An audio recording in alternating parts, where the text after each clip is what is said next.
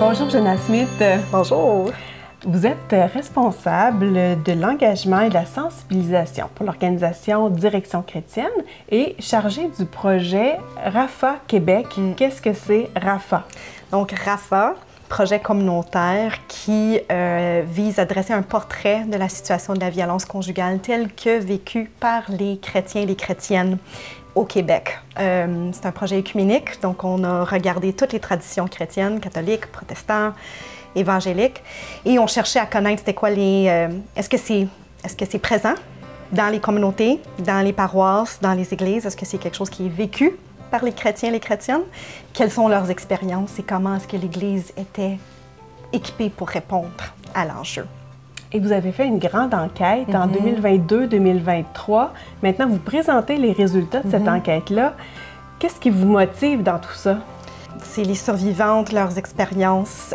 C'est le regard que je considère être, j'espère, imiter le Christ, qui avait toujours le regard vers ceux qui étaient ou celles qui étaient oubliés, dans les marges, opprimés. Et aussi, je suis très motivée par le projet de bâtir une Église plus juste, plus engagée vers ceux et celles qui sont oubliés, opprimés. Une Église qui est mieux équipée à travailler sur la détresse humaine. C'est un travail qui a une valeur inestimable. Vous avez fait des constats, mais avant d'embarquer là-dedans, je me demandais qu'est-ce qu'on entend par violence domestique? OK.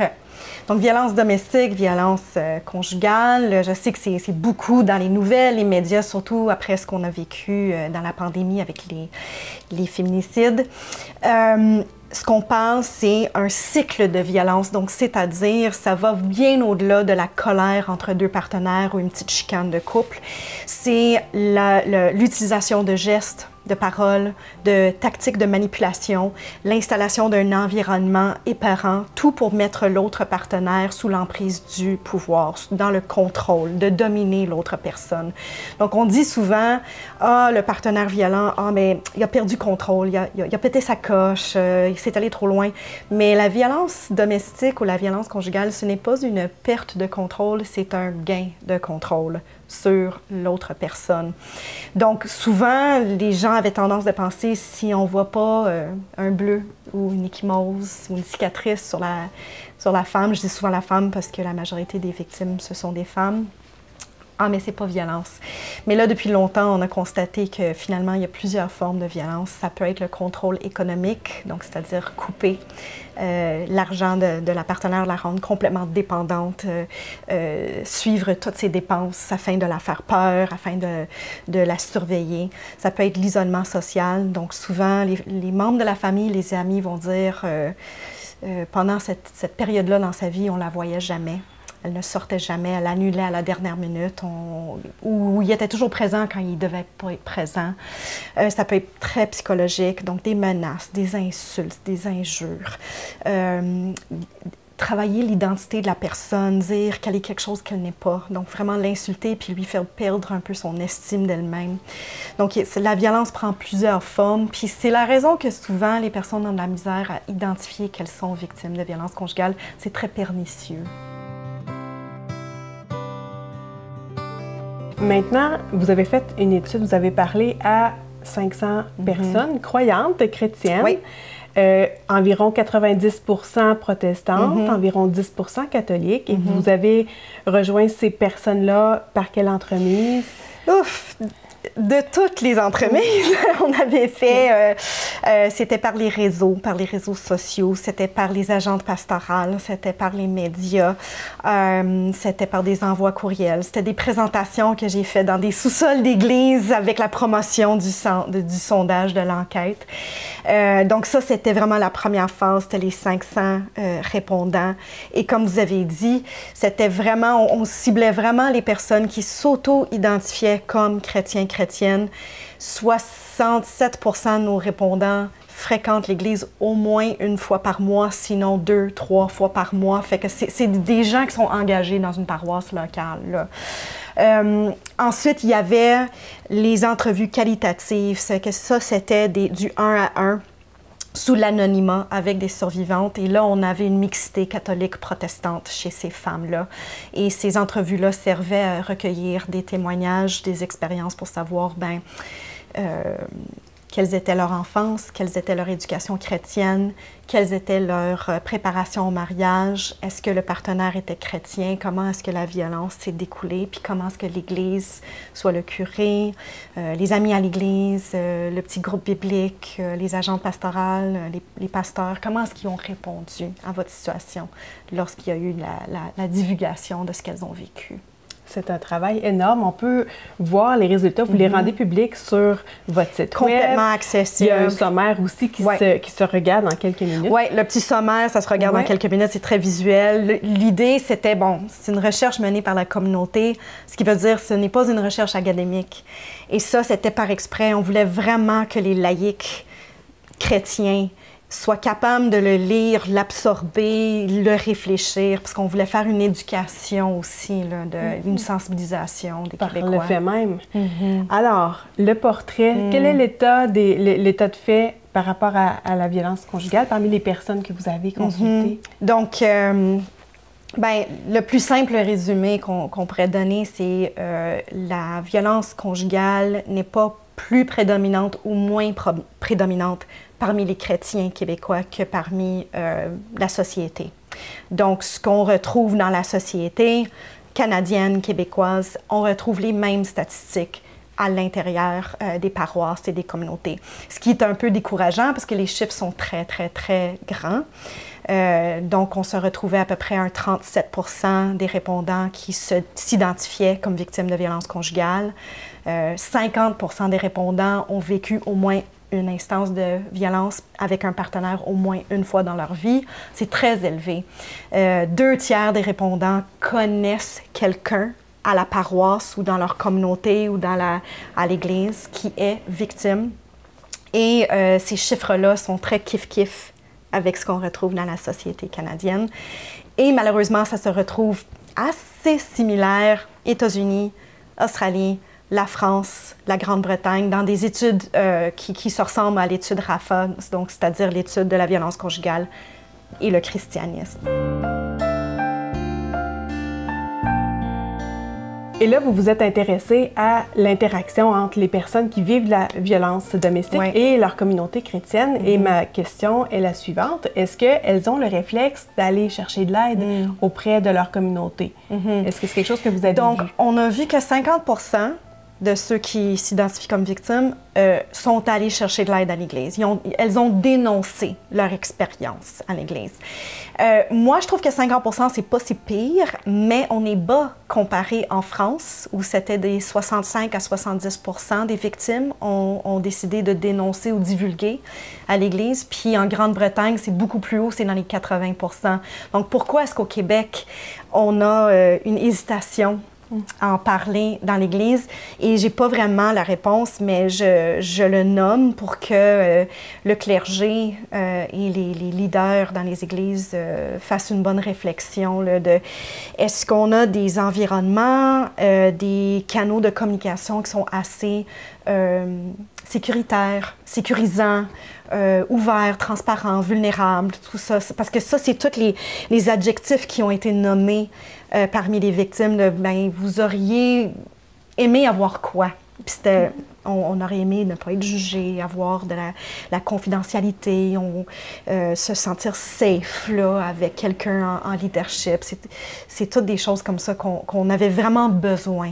Et si on creuse encore ça, comment ces personnes-là nomment leurs besoins d'aide? Qu'est-ce qu'elles auraient aimé que la communauté fasse pour elles? Qu'est-ce qu'elles aiment recevoir comme soutien? Bien, les meilleures histoires qu'on a eues, puis il y a quand même des bonnes nouvelles là-dedans, là, c'est toujours les histoires d'une écoute empathique. Souvent, on nous a nommé des anecdotes ou des histoires. Bien, je me suis assise avec le curé, puis j'ai commencé à pleurer, puis lui a commencé à pleurer, puis je savais que j'avais une humanité avec cette personne-là. Donc, l'empathie, c'était bien, bien, bien important. Moi, je dis toujours la première et la meilleure chose qu'on peut faire, c'est de croire la personne, de ne pas minimiser son expérience, de dire « je t'écoute, j'ai pas la réponse tout de suite, mais je t'écoute, je te crois ». Autres bons exemples de réponses des communautés, aider la femme à déménager, donner un coup de main pour ses enfants, héberger la personne chez l'ami ou dans le presbytère, si mettons, il y avait du logement accessible. Toutes des histoires qui avaient été nommées comme des bons exemples où les femmes se sont senties soutenues, aidées, un peu empowerées aussi de prendre leur situation en main.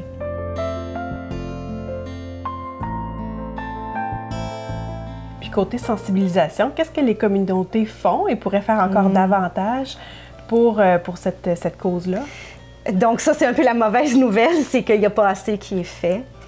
Donc, même des choses, des gestes très simples que les communautés peuvent faire, par exemple, des affiches d'information sur le babillard ou dans la salle de bain avec SOS violence conjugale, le numéro de téléphone, des prières pour les personnes qui sont victimes de violences, inclure des enseignements sur la violence entre partenaires intimes et la violence contre les femmes dans les homélies et de dénoncer cette violence-là.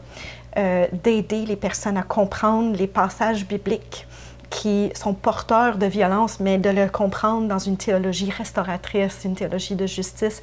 Ça, c'est toutes des choses qui peuvent être très constructives, de nommer que la violence existe et qu'ici, dans notre Église, ce n'est pas tabou. On le nomme, on le reconnaît, et si vous vivez quelque chose ou si vous avez vécu quelque chose, vous avez une oreille d'écoute ici. On n'a pas peur de la vérité. Des choses comme ça. Et ce qu'on a constaté dans les études, dans l'enquête et tout ça, ça ne se fait pas beaucoup. Et j'ai parlé depuis que les résultats se sont un peu transmis.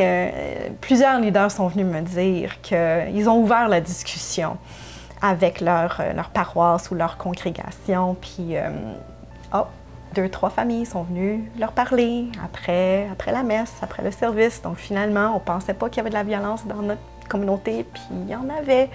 Donc, c'est ça, hein, c'est d'ouvrir la conversation. Puis finalement, on se rend compte, il y a quelque chose. Ce que j'entends, c'est que nos communautés chrétiennes pourraient être réellement une force qui fait une différence dans une problématique sociale qui est partout, qui est sournoise aussi. Ça peut l'être, ça peut l'être. Pour ça, il faut avoir des leaders qui sont ouverts, vulnérables, qui sont prêts à apprendre, qu'il y a des laïcs qui veulent apprendre et être sensibilisés envers ça. Il faut presque une conversion du cœur, et là j'emprunte un langage que j'avais lu dans Héritage en violence, qui est le document qui avait été fait par le Cercle des évêques, mais eux ils parlaient de la violence peut diminuer, c'est une conversion du cœur, mais ça veut dire faut appliquer notre foi et nos convictions chrétiennes à notre pratique, de dire écoutez, on aimerait ça être parfait. Nous, les chrétiens, on aimerait ça qu'il n'y ait pas de problème dans nos congrégations, dans nos paroisses, dans nos communautés. Ce n'est pas le cas, puis c'est correct, on va se permettre cette imperfection-là, mais on va en parler. Il faut en parler. Il faut élever la voix des femmes. Ça a été nommé. Lorsqu'on a des églises que les femmes ne sont pas assez représentées, ni en gouvernance, ni en leadership. Ensuite, on enseigne les passages qui sont peut-être difficiles à interpréter sur la soumission. Tout ça peut se transmettre vers des patterns de violence. Malheureusement, je l'ai témoigné, je l'ai vu parmi les femmes victimes que nous avons entrevuées. Donc, il faut vraiment faire un travail de forme et de fond sur la place et la voix que nous accordons aux femmes. Puis je pense qu'on les a, les outils. On les a, les outils pastoraux, on a les outils théologiques aussi. Il s'agit de les appliquer. C'est vraiment intéressant. Vous nommez beaucoup d'enjeux théologiques, là, genre on en a vu passer plusieurs. Il y en a un qui me titille. Est-ce qu'on reste avec un conjoint violent, même si on est marié? Non. Et c'est pas pour dire que j'ordonne à toutes les femmes de se divorcer s'il y a eu violence dans le couple, c'est la décision de la femme. Mais lorsqu'on est dans une position d'insécurité, c'est sécurité avant tout. Et pour les enfants aussi. Donc, c'est vraiment très important que si on craint pour notre sécurité, si on voit que la violence n'est pas en train de s'atténuer, si on voit que lui, il n'est pas parlable, qu'il ne veut pas aller chercher de l'aide, c'est la sécurité de la personne qui vit la violence et la sécurité des enfants qui doit passer prime abord. Ensuite, la thérapie pour le couple, ce qu'il faut faire en cas de violence, en fait, c'est la thérapie individualisée et non de couple. Donc, ça serait très important que la personne qui subit la violence ait son propre thérapeute et la personne qui commet de la violence ait son propre thérapeute. Et après, reste pour voir, ça sera quoi les décisions qui vont en découler ensuite de ça. Je sais que le divorce, c'est très difficile pour certaines communautés à accepter comme partie d'une vie chrétienne. Dieu n'a pas créé aucune personne pour être violentée. On n'a pas été créé pour subir de la violence. Et on a de maintes histoires dans la Bible où la personne elle est menée vers la sécurité. Si je pense même au roi David, lorsqu'il était victime d'abus lui-même par le roi Saül qui essayait de lui prendre la vie, puis sa femme et son meilleur ami Jonathan qui lui disaient « Il faut que tu t'en ailles. Il faut que tu t'en ailles par le Seigneur, je te jure, tu vas mourir si tu restes. » Sa femme lui avait dit « Si tu restes, demain matin, tu seras mort. Va-t'en. » Donc, on a ce modèle-là de un geste sacré était de partir et de se mettre en sécurité. En terminant, est-ce qu'il y aurait d'autres recommandations qu'il faut vraiment nous transmettre par rapport à ce que vous avez appris? On en a nommé plusieurs. Oui, mais moi, je dirais pour n'importe qui est en train d'écouter l'entrevue, que ça suscitait un peu d'intérêt. On a tellement des bonnes ressources en ligne. Allez sur le site de SOS Violence Conjugale. La page ressources de RAFA, nous avons créé une banque de ressources avec des articles en ligne, des vidéos, des balados. Il y a à peu près la moitié que c'est du contenu chrétien ou pastoral théologique, l'autre que c'est juste du contenu communautaire fait par un organisme communautaire ou par le CLSC. Donc, je dirais vraiment, informez-vous parce que c'est pas tout... je ne demande pas à tous les chrétiens du Québec de devenir criminologue ou sociologue ou expert, mais la voisine, l'ami, la mère, le collègue de travail peut être un peu informé pour être plus éveillé à ça. Merci infiniment pour votre travail. Je suis sûre que vous faites une différence dans la vie de bien des gens déjà. Merci. Bonne continuité. Merci beaucoup.